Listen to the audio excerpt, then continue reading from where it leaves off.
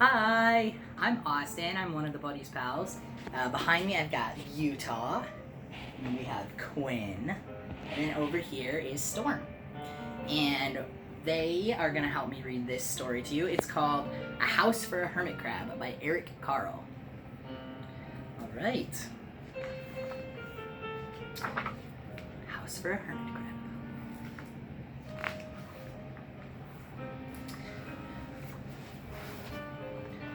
Time to move, said Hermit Crab one day in January.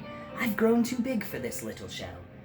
He had felt safe and snug in his shell, but now it was too snug. Hermit Crab stepped out of the shell and onto the floor of the ocean, but it was frightening out in the open sea without a shell to hide in. What if a big fish comes along and attacks me, he thought. I must find a new house soon. Early in February, Hermit Crab found just the house he was looking for. It was a big shell and strong. He moved right in, wiggling and waggling about inside to see how it felt. It felt just right. But it looked so plain, thought Hermit Crab. In March, Hermit Crab met some sea anemones. They swayed gently back and forth in the water. How beautiful you are, said Hermit Crab. Would one of you be willing to come and live on my house? It is so plain, it needs you. I'll come, whispered a small sea anemone. Gently, Hermit Crab picked it up with his claw and put it on his shell. In April, Hermit Crab passed a flock of starfish moving slowly along the seafloor. How handsome you are, said Hermit Crab. Would one of you be willing to decorate my house? I would, signaled a little sea star. Carefully, Hermit Crab picked it up with his claw and put it on his house. In May, Hermit Crab discovered some coral.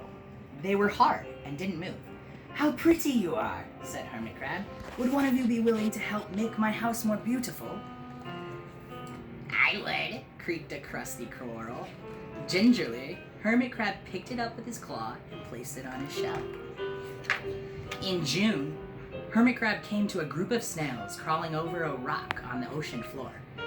They grazed as they went, picking up algae and bits of debris and leaving a neat path behind them. How tidy and hard-working you are, said Hermit Crab. Would one of you be willing to come and help me clean my house? I would, offered one of the snails. Happily, Hermit Crab picked it up with his claw and placed it on his shell.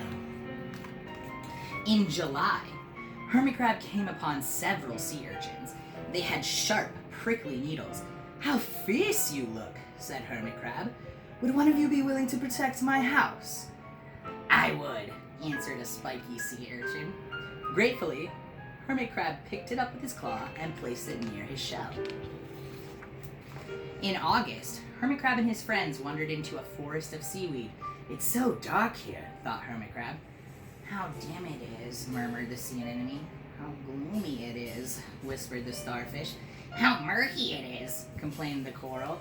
I can't see, said the snail. It's like nighttime, cried the sea urchin.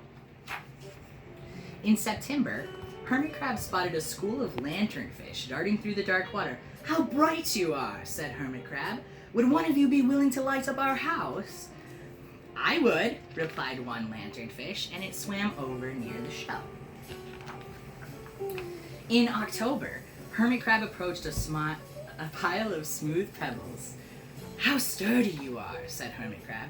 Would you mind if I rearranged you? Not at all, answered the pebbles. Hermit Crab picked them up one by one with his claw and built a wall around his shell. Now my house is perfect, cheered Hermit Crab. But in November, Hermit Crab felt that his shell seemed a bit too small. Little by little, over the year, Hermit Crab had grown. Soon he would have to find another bigger home. But he had come to love his friends, the sea anemone, the starfish, the coral, the sea urchin, the snail, the lanternfish, and even the smooth pebbles. They have been so good to me, thought Hermit Crab. They're like a family. How can I ever leave them? In December, a smaller hermit crab passed by. I have outgrown my shell, she said. Would you know of a place for me? I have outgrown my house too, answered Hermit Crab. I must move on. You are welcome to live here, but you must promise to be good to my friends. I promise, said the little crab. The following January, Hermit Crab stepped out of the little crab moved in. Oh, sorry. The following January, Hermit Crab stepped out and the little crab moved in. Couldn't stay in that little shell forever, said Hermit Crab as he waved goodbye. The ocean floor looked wider than he had remembered, but Hermit Crab wasn't afraid. Soon he spied the perfect house, a big, empty shell. It looked, well, a little plain. But sponges, he thought, barnacles, clownfish, sand dollars, electric eels. Oh, there are so many possibilities. I can't wait to get started. All right, and then, so that's the end of the story, but in the back here, it has a couple of definitions of some of the animals that they had mentioned throughout the book, so I'll just read that for you. So sea anemones may look like flowers, but they are soft animals called polyps without bony skeletons. They come in many shapes and colors. With their many arms, called tentacles, they catch their prey. Some specialize in attaching themselves to the shell of the hermit crab. Then they protect and camouflage the hermit crab, and in turn may share the hermit crab's meals. This arrangement is called symbiosis, meaning that both animals benefit from each other. A starfish. There are many kinds of starfish. Most of them have 5 arms growing from a central disc.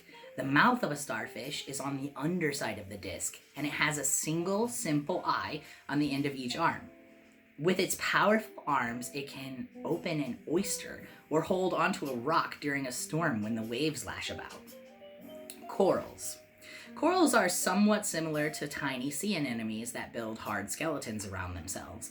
Then hundreds and hundreds of them stick together, forming whole colonies. Some look like branches, others are round or disc-like. Millions upon millions fuse themselves together to build mile-long coral reefs. Some, however, live by themselves. Snails.